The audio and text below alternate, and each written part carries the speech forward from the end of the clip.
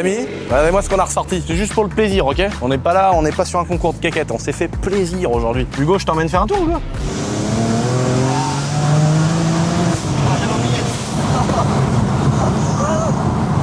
Bah ça fait 650 chevaux normalement. Bah par contre, elle a pas mis voyant moteur. Je crois qu'on a le droit à une ou deux axles. Ah, ça y est, on a eu le droit à 3 axles. C'est horrible ces voitures.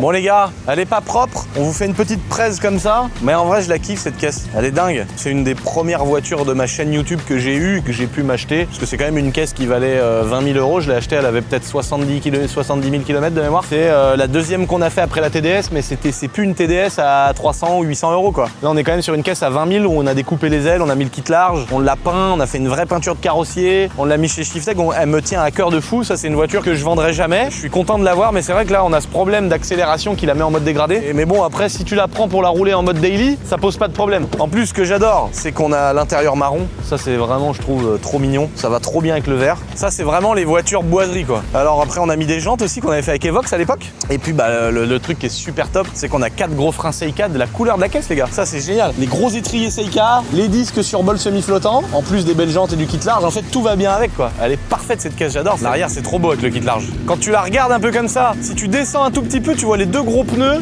le kit large, les 2 grosses sorties. Elle est trop belle. Bon les amis, dites-nous ce que vous avez pensé de ma petite 335i du Seigneur et si je dois la passer sous mon tank ou la garder dans mon musée.